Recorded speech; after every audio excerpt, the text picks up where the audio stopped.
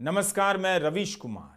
कितना बुरा लगा होगा जब अमेरिका ने भारत के विदेश मंत्री से कहा होगा कि आपके यहां से अवैध घुसपैठिए काफी आ गए हैं, इन्हें अब आप अपने यहां ले जाइए। पहली ही मुलाकात में अमेरिका के विदेश सचिव ने भारत के विदेश मंत्री से यह बात कह दी। और जब विदेश मंत्री ने उस मुलाकात की तस्वीर ट्वीट की तब उसमें बताया ही नहीं कि अमेरिका ने अवैध प्रवासियों को लेकर चिंता जताई है। आगे बढ़ने से पहले हमारा एक और सवाल है।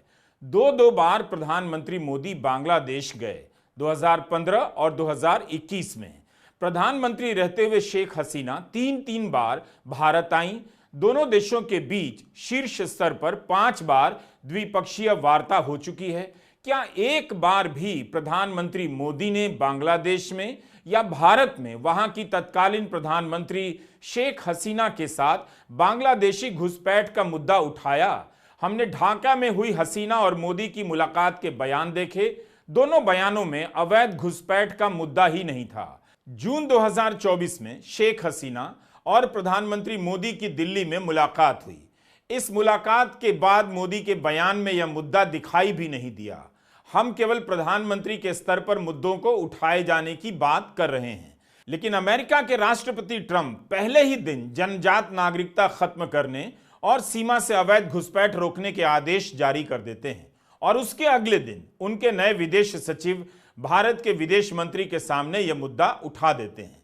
बीजेपी कई दशकों से अवैध घुसपैठ का मुद्दा उठाती रही है।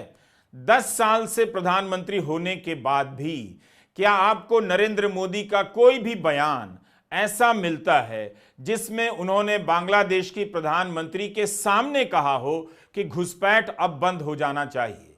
जाहिर है जब अमेरिका ने विदेश मंत्री एस जयशंकर के सामने यह मुद्दा उठाया होगा तब वो झेप गए होंगे। हिंदी अखबार तो रोज ही भारत के विश्व गुरु बन जाने की बनावटी खबरें छाप देते हैं और भारत के विदेश मंत्री से कोई देश यह कह दे आपके यहां से अवैध प्रवासी बहुत आ रहे हैं, तब फिर क्या रह जाता है? आखिर विदेश मंत्री ने इसकी जानकारी खुद से भारत को क्यों नहीं दी?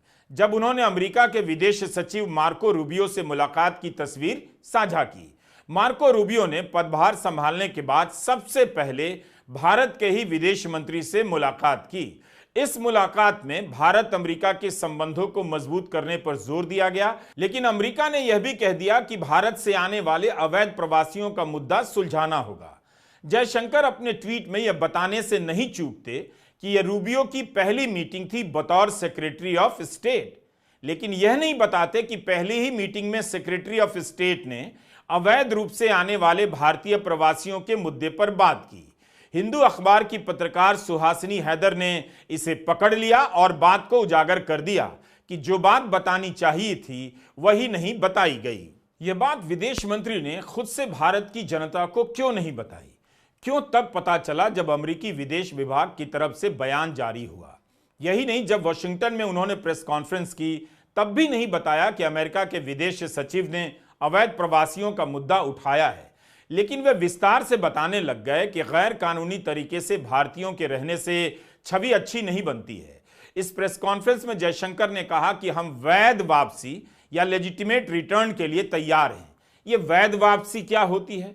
अभी तक बीजेपी के नेता घर वापसी के एक्सपर्ट हुआ करते थे, ये वैध वापसी की भी बात करने लगे हैं। One of the issues which came up was actually mobility of people. Now, we have a position on mobility which is a principal position, applies to all countries. As a government, we obviously are very much supportive of legal mobility because we do believe in a global workplace. We want Indian talent and Indian skills to have the maximum opportunity at a global level. At the same time, we are also very firmly opposed to illegal mobility and illegal migration, because you also know that when something illegal happens, many other illegal activities get joined onto it. And it's not, this is not desirable, it's certainly not reputationally good. We have, with every country, and the US is no exception, we have always taken the view that if there are any of our citizens who are not here legally, if we are sure that they are our citizens, we have always been open to their legitimate return to India. जिस तरह से विदेश मंत्री Jaishankar Washington में बता रहे हैं, क्या उस तरह से कभी बांग्लादेश के विदेश मंत्री ने प्रेस कॉन्फ्रेंस की है कि हम वैध वापसी कराएंगे क्योंकि भारत ने कहा है? यह तो आपको प्रधानमंत्री मोदी के बयान ढूंढने होंगे कि उन्होंने कब शेख हसीना से घुसपैठियों को लेकर सार्वजनिक रूप से कुछ कहा हो। बांग्लादेश से घुसपैठ के नाम पर असम में सैकड़ों करोड़ रुपए फूंक कर एनआरसी कराई गई। अब उस एनआरसी का कहीं अता पता तक नहीं है।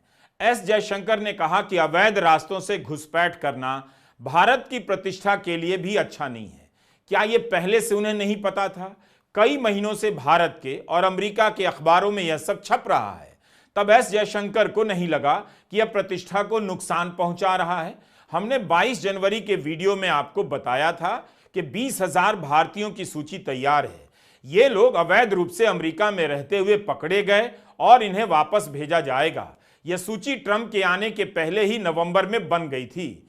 क्या प्रधानमंत्री मोदी अवैध रूप से अमेरिका गए इन भारतीयों को लाने के लिए अपने मंत्रियों को भी भेजेंगे, जो जहाज में बीच बीच में भारत माता की जय के नारे भी लगवाते रहेंगे? अभी तो यह भी देखना होगा कि अमेरिका की एजेंसियां किस किस से कागज दिखाने के लिए कहेंगी। लेकिन 23 जनवरी के टाइम्स ऑफ इंडिया में अमीषा रजनी की एक विचित्र खबर मिली। हम अपनी तरफ से ऐसी खबरों की पुष्टि नहीं कर सकते, लेकिन अखबार ने छापा है कि न्यू जर्सी में गर्भवती महिलाएं समय से पहले ही ऑपरेशन करा रही हैं ताकि बच्चा जल्दी पैदा हो और उसे नागरिकता मिल जाए। ये महिलाएं भारतीय मूल की हैं। हैदराबाद से छपी अमीषा रजनी की इस खबर में एक ऐसी महिला का जिक्र है जिनके बच्चा होने का समय मार्च में है, लेकिन वे अभी ही उसे जन्म देना चाहती हैं। ट्रंप ने जन्मजात नागरिकता को बैन कर दिया है और यह फैसला 30 दिन के बाद लागू होना शुरू हो जाएगा। ऐसी खबरें और भी छवि बिगाड़ती हैं, लेकिन इन परिवारों की नजर से देखिए कि ट्रंप के फैसले से इन पर किस तरह का वज्रपात हो गया है। अगर 30 दिन के बाद अमेरिका में जो बच्चा पैदा होगा उसे नागरिकता नहीं मिलेगी तो क्या उसे तुरंत वापस आना होगा? ऐसे भी सवाल उठ रहे हैं। अमेरिकी इमिग्रेशन काउंसिल की वेबसाइट पर हमें अक्टूबर 2024 की एक रिपोर्ट मिली है। इसमें अवैध प्रवासियों के सामूहिक निष्कासन की बातें काफी हैं। कुछ लोग सालाना 10 लाख प्रवासियों को वापस भेजने या डिपोर्ट करने की योजनाएं बना रहे हैं, तो कुछ सबको एक ही झटके में बाहर कर देना चाहते हैं। अमेरिका में अनुमानित 1 करोड़ 10 लाख प्रवासी बिना पूरे कागजात के रह रहे हैं। इन सबको डिपोर्ट करने का खर्चा $315 बिलियन बताया जा रहा है। रिपोर्ट में बार बार लिखा है कि यह अनुमान भी कंजर्वेटिव एस्टिमेट है और यह सिर्फ पैसे का हिसाब है, बाकी चीजों का नहीं। क्या ट्रंप अमेरिका के खजाने से $315 बिलियन खर्च करेंगे या इसका बिल उसी देश को थमा देंगे जिसके नागरिक को डिपोर्ट किया जाएगा? पिछले 2 साल से लगातार खबरें आ रही थीं कि अमेरिका में अवैध रूप से घुसने के प्रयास में जो लोग पकड़े जा रहे हैं उनमें भारतीयों की संख्या बढ़ती जा रही है। बिना किसी दस्तावेज के वहां रहने वाले भारतीयों की संख्या 7 लाख से अधिक बताई जा रही है। यह सब आज की बात नहीं। हमने दिसंबर 2023 में इस पर एक वीडियो बनाया था और जिसमें विस्तार से बताया था कि प्यू रिसर्च के आंकड़ों के मुताबिक अमेरिका में 7.25 लाख भारतीय बिना दस्तावेजों के रह रहे हैं। यह खबर उस समय चारों तरफ छपी थी। अमेरिका में 3 देशों से सबसे अधिक नागरिक अवैध रूप से रह रहे हैं। मेक्सिको, अल सल्वाडोर के बाद भारत का नंबर है। अमेरिका के सीमा शुल्क और सीमा सुरक्षा के आंकड़े बताते हैं कि पैदल पार कर अमेरिका में घुसने वाले भारतीयों की संख्या में 5 गुना वृद्धि हो गई है। 2022 में मेक्सिको के रास्ते अमेरिका में घुसने वाले भारतीयों की संख्या करीब 3,000 थी, जबकि मैक्सिकन इमिग्रेशन एजेंसी के मुताबिक 2023 जनवरी से नवंबर के बीच ही 11,000 से ज्यादा भारतीय इस रास्ते से जा चुके हैं। 30 नवंबर 2023 तक मेक्सिको से अमेरिका में अवैध रूप से घुसते हुए 41,770 भारतीय गिरफ्तार किए गए हैं, जबकि 2022 में यह संख्या 18,308 थी। दिसंबर 2023 के वीडियो में हमने आपको बताया था सितंबर 2023 में अमेरिका में अवैध रूप से घुसते हुए 8,000 से अधिक भारतीय नागरिक गिरफ्तार किए गए थे। 8,000 लोग कम नहीं होते एक महीने में। इनमें से 30,000 अधिक ऐसे थे जो कनाडा अमेरिका सीमा से घुसते हुए पकड़े गए। यह आंकड़ा अमेरिका के ही कस्टम एंड बॉर्डर प्रोटेक्शन विभाग का है। तो आपने देखा, कोई आज की बात नहीं।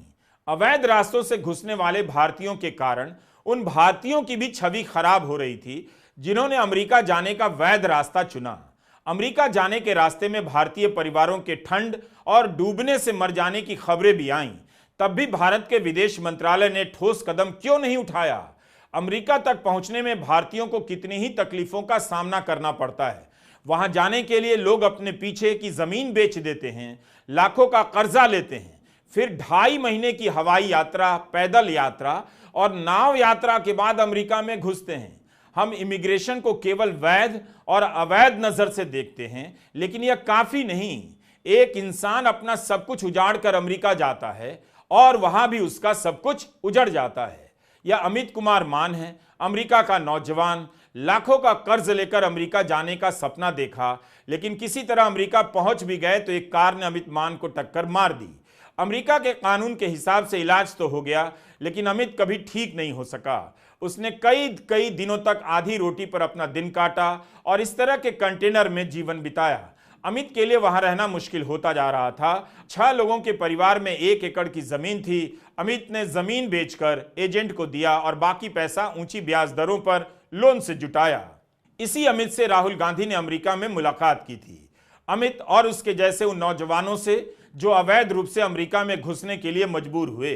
अमित ने बताया था कि यूरोप और दक्षिण अमेरिका के रास्ते होते हुए वह 2.5 महीने में भारत से अमेरिका पहुंचा। 3 दिन और 3 रात तो अमित ने भरी नाव में गुजारे। अमित ने कई महीने इसी कंटेनर में गुजारे हैं। राहुल गांधी अमित की मां के घर भी गए हरियाणा चुनाव के दौरान और वहां से उसकी बात कराई। यह वीडियो राहुल गांधी के YouTube चैनल पर है, इंस्टाग्राम पर भी। लेकिन तब जब राहुल गांधी एक सही मुद्दे को उठा रहे थे, मोदी सरकार ने ऐसे नौजवानों को बचाने के लिए क्या किया? विदेश मंत्री एस जयशंकर ने क्या किया? कुछ दिन पहले मैं अमेरिका गया, वहां पे हरियाणा के युवाओं से मिला। 20-25 युवा छोटे से कमरे में रहते हैं, यहां से भाग के गए। 35 लाख रुपए से 50 लाख रुपए लगे। किसी ने जमीन बेची, किसी ने कर्जा लिया 2% महीने का साहूकार से। बैंक से पैसा नहीं लिया, बैंक नहीं दे सकता उसको पैसा, बैंक तो अदानी को देता है।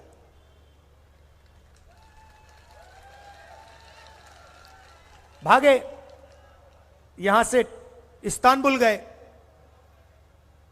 इस्तांबुल से कजाकिस्तान, उज्बेकिस्तान, पूरी दुनिया देखी, साउथ अमेरिका,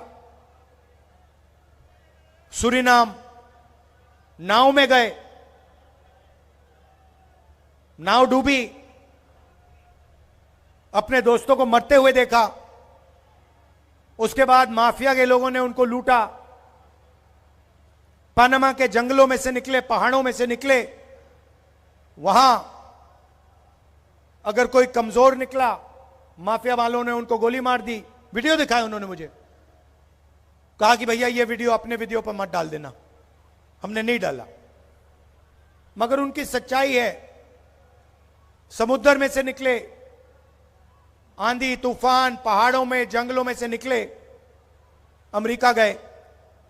मैंने उनसे पूछा कि भैया आपने 30-35 लाख 50 लाख रुपए लगाए, इससे आपने हरियाणा बिजनेस क्यों नहीं खोला? छोटा सा बिजनेस खोल देते, अमेरिका जाने की क्या जरूरत? कहते हैं राहुल जी, हरियाणा में हमारे लिए कुछ नहीं बचा। हरियाणा में छोटा बिजनेस नहीं चल सकता, मिडिल साइज बिजनेस नहीं चल सकता। हरियाणा में अगर युवा रोजगार चाहे, नहीं पा सकता है। उसके लिए एक ही रास्ता है, अमेरिका। उधर नरेंद्र मोदी जी के दोस्त ट्रंप साहब, वो भी रास्ता बंद करने की कोशिश कर रहे हैं। मोदी जी गले लगते हैं उनसे, और उनका भाषण सुनोगे तो कहते हैं मैं किसी को अमेरिका में अंदर नहीं आने दूंगा। मतलब हरियाणा के लोग यहां से जान बचाकर जा रहे हैं, और वहां नरेंद्र मोदी का दोस्त कह रहा है, जिससे वो गले लगते हैं, कह रहा मैं इनको अंदर आने नहीं दूंगा। ठीक है, अब अमेरिका ने आधिकारिक रूप से कह दिया है कि अवैध रूप से रह रहे लोगों का मसला सुलझाना होगा, तो विदेश मंत्री हां में हां कर रहे हैं। उस समय उनकी सरकार क्या कर रही थी जब भारतीयों को अमेरिका भेजने का अवैध नेटवर्क यहां फल फूल रहा था? एजेंट उनसे लाखों रुपए लूट रहे थे। 11-12 फरवरी को मोदी और ट्रंप की मुलाकात हो सकती है। पेरिस में एआई को लेकर एक सम्मेलन होने वाला है। किसी तीसरे देश में ट्रंप अवैध घुसपैठियों का मुद्दा तो नहीं उठाएंगे, लेकिन अगर ऐसी किसी मुलाकात में ट्रंप ने उनसे भी कह दिया, तब भारत की साख को कितना धक्का लगेगा। क्या प्रधानमंत्री मोदी कह पाएंगे कि कोई भी भारतीय अमेरिका में अवैध रूप से नहीं रह रहा है? अवैध घुसपैठ को लेकर निरंतर चुनावी मुद्दा बनाने वाले प्रधानमंत्री मोदी के सामने भारतीयों के अवैध घुसपैठ होने का मुद्दा आ जाएगा, ऐसा कभी आपने सोचा था या उन्होंने सोचा होगा? जेएमएम, कांग्रेस, आरजेडी ने तुष्टीकरण की नीति को चरम पर पहुंचा दिया है। ये तीनों दल सामाजिक ताना बाना तोड़ने पर आमाद है। ये तीनों दल घुसपैठिया समर्थक है। बांग्लादेशी घुसपैठियों के वोट पाने के लिए ये इन घुसपैठियों को पूरे झारखंड में बसा रहे हैं। माइग्रेशन को कई नजर से देखिए, मानवीय नजर से सबसे पहले देखिए, अमेरिका की नजर से भी देखिए कि क्यों अमेरिका अवैध रूप से होने वाले माइग्रेशन से तंग आ गया है। क्यों अमेरिका में रहने वाले भारतीय भी चाहते हैं कि जो भी भारतीय आए कानूनी तरीके से आए, जबकि वहां तो कई दशकों से अवैध रास्तों से भारतीय जा रहे हैं। तो अब जाकर क्यों इनका विरोध हो रहा है? इसलिए कि पानी सर के ऊपर से गुजरने लगा है। इनके कारण वैध रूप से रहने गए भारतीयों को भी मुश्किलें हो रही हैं। फिर आप इस नजर से देखिए कि क्यों भारत से नौजवान अवैध रास्तों से अमेरिका जाने के लिए मजबूर हैं, क्यों उनकी संख्या बढ़ रही है। 26 दिसंबर 2023 के वीडियो का एक और हिस्सा हम आपको दिखाना चाहते हैं। यह टाइम्स ऑफ इंडिया की खबर है, अगस्त 2022 की। रिपोर्ट में लिखा है कि विदेश जाने की सनक में 950 छात्रों ने IELTS के फर्जी सर्टिफिकेट लिए।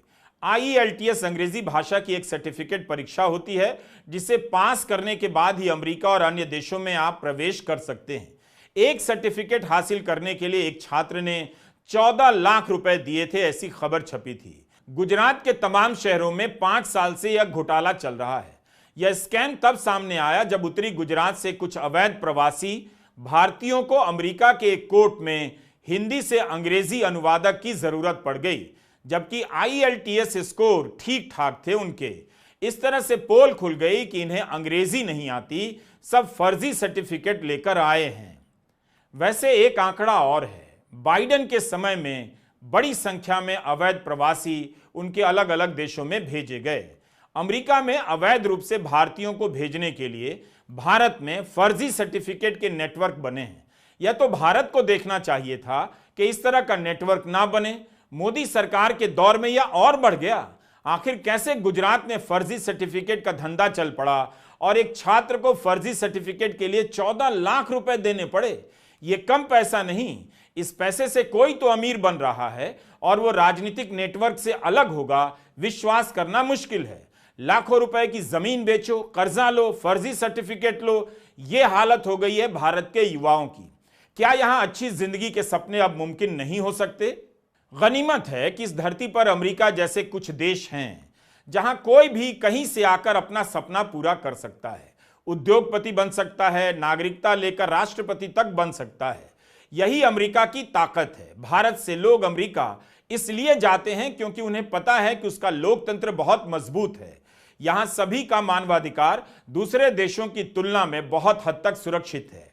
ब्रिटेन और यूरोप में भी माइग्रेशन का मुद्दा उठता रहता है, लेकिन अमेरिका का मुद्दा अलग है। दुनिया के दूसरे देशों के साथ अमेरिका ने कितना बुरा बर्ताव किया, हम इन बातों से अनजान नहीं हैं। लेकिन यह बात तो सही है कि 50 लाख से ज्यादा भारतीयों को अपने यहां बसाकर कुछ भी हासिल करने का अवसर अमेरिका ने ही दिया है। ट्रंप के आने के बाद भी H-1B वीजा बंद नहीं हो रही, बल्कि सख्त करने की बात हो रही है। ट्रंप ने भी कहा कि उन्हें टैलेंट चाहिए। बस मुद्दा यह है कि अवैध रास्तों से लाखों लोगों का यहां आना अब नहीं झेला जा सकता है। लाखों भारतीयों ने अमेरिका जाकर जो हासिल किया है वो भारत में हासिल नहीं कर सकते थे, तभी वे वहां कुछ समय रहने के बाद भारत की नागरिकता छोड़ देते हैं। आज भी अमेरिका लाखों भारतीय छात्रों, डॉक्टरों, इंजीनियरों और प्रोफेसरों के लिए आशा का देश है। यही नहीं, अमेरिका भी दूसरे देश से आए लोगों के योगदान की सराहना करता है। 2017 के गोल्डन ग्लोब पुरस्कार समारोह में अभिनेत्री मेरिल स्ट्रिप ने कहा था, हॉलीवुड तो मुख्यतः माइग्रेंट लोगों से ही बना है। अगर आप सब प्रवासियों को हॉलीवुड से निकाल देंगे तो देखने के लिए आपके पास बस फुटबॉल बचेगा। यह काफी महत्वपूर्ण बयान है जो बताता है कि माइग्रेंट के बिना अमेरिका कुछ भी नहीं। आज अमेरिका में जितने भी बिलियन डॉलर के स्टार्टअप हैं, उनमें से लगभग आधे के संस्थापक दूसरे देशों से आए हुए लोग हैं। आप अमेरिका में रहने वाले किसी भी भारतीय से पूछिए, वह वहां के जीवन की अच्छी अच्छी बातें बताता हुआ थकता नहीं है। जब वो नागरिकता लेता है या नहीं भी लेता है, तब भी उसकी संपत्ति वहां सुरक्षित होती है। कोई कब्जा नहीं कर सकता। वह पूरे अधिकार के साथ वहां रहता है और अपने सपनों को पूरा करता है। अमेरिका की यूनिवर्सिटी में कितने ही भारतीय विद्वानों ने अपनी धाक जमाई, छात्रों ने कामयाबी पाई, सब कुछ अपनी मेहनत पर हासिल किया। इसके बदले उन्होंने खूब डॉलर भी कमाए और भारत भेजे, जिससे भारत का विदेशी मुद्रा भंडार बढ़ता गया और रुपया मजबूत भी हुआ। इसे रेमिटेंस कहते हैं। रिजर्व बैंक कहता है भारत में जितना भी रेमिटेंस आता है उसका आधा केवल 4 देशों से आता है। ये 4 देश हैं अमेरिका, संयुक्त अरब अमीरात, यूके और सिंगापुर। मनी कंट्रोल में श्रीदेव कृष्ण कुमार की दिसंबर 2022 की एक रिपोर्ट है। विश्व बैंक की एक रिपोर्ट के अनुसार भारत को साल दर साल 12% अधिक रेमिटेंस प्राप्त होने वाला है, जो 2022 में $100 बिलियन तक पहुंच गया। भारत को भेजे जाने वाले धन के शीर्ष स्रोत के रूप में 2017 से 21 आते आते अमेरिका ने यूएई को पीछे छोड़ दिया। यूएई की हिस्सेदारी 26.9% से गिरकर 18% हो गई है। अगर आपको मौका लगे तो अमेरिका जरूर जाइएगा, बिना किसी हिचक के। वहां जाकर देखिए कि भारतीयों ने कितना शानदार काम किया है। आपका हौसला बढ़ेगा। वहां जाना और बस जाना दोनों गलत नहीं, क्योंकि बहुत से राष्ट्रवादी नेताओं के बच्चे भी वहां गए हैं, तो आपको भी वहां पूरे मन से जाना चाहिए। अमेरिका के कॉलेज, यूनिवर्सिटी, म्यूजियम, सड़कें, शहर और वहां के घर सब देख आइए। नदियों को भी देखिए। उसने भले दुनिया में तबाही मचाई है, लेकिन अपने देश को सजा संवार कर रखा है। इसकी यूनिवर्सिटी में लाखों भारतीय यूं ही नहीं पढ़ने चले गए। कईयों में वाकई बहुत दम है और शानदार यूनिवर्सिटी है। बस आप वहां जाने के लिए फ्रॉड तरीके का सहारा मत लीजिए। अमेरिका का इस तरह होना आपके लिए भी जरूरी है। इसके लोकतंत्र में संकट आए तो खुश होने की बात नहीं। इसके नेता अगर फांसीवादी हो जाएं तो समझिए आप पर भी संकट आएगा। यह भी देखिए कि अमेरिका के लोग इस संकट से कैसे मुकाबला करते हैं। आपको भारत के उद्योगपतियों, पत्रकारों, अफसरों और जजों की बहुत याद आने वाली है, जो सत्ता के आगे इशारे भर से नतमस्तक होते चले गए। अमेरिका बाहर लड़ता है तो भीतर भी लड़ता है। एक बार ट्रंप प्रधानमंत्री मोदी को वाशिंगटन बुला लेंगे तो भारत के अखबारों की हेडलाइनें चमक जाएंगी, बदल जाएंगी कि देखिए भारत का महत्व दुनिया में बढ़ गया है क्योंकि ट्रंप ने बुलाया है। अमेरिका भारत के मीडिया के भीतर असुरक्षा की भावना का सबसे बड़ा लैंडमार्क है। अवैध भारतीयों की पहचान करना और साबित करने की प्रक्रिया अभी लंबी चलेगी, लेकिन नवंबर में जिन 20,000 लोगों की पहचान हो गई है, उनकी वापसी का दृश्य भारत के लिए सुंदर नहीं होगा, लेकिन कम से कम प्रधानमंत्री मोदी को जाना चाहिए उनके स्वागत में। भारत को इसका सामना इसलिए भी करना पड़ेगा क्योंकि भारत का आर्थिक विकास वैसा नहीं हुआ जितना दावा किया जाता रहा था 10 सालों में। आज भारत के लोगों की आर्थिक शक्ति घट गई है, वे कुछ खरीद नहीं पा रहे। इसका मतलब है कि उनकी कमाई भी घट गई है। ऐसे में अमेरिका और इंग्लैंड ही उम्मीदों के देश बनकर हैं हमारे सामने। इन देशों में चाहे जितने भी प्रधानमंत्री मोदी के स्वागत में मोदी मोदी करने आ जाएं, उन्हें भी पता है कि पिछले 10 वर्षों में भारत छोड़ने वालों में बहुत से ऐसे लोग भी हैं जो मोदी की नीतियों के कारण ही भारत छोड़ गए। नमस्कार, मैं रवीश कुमार।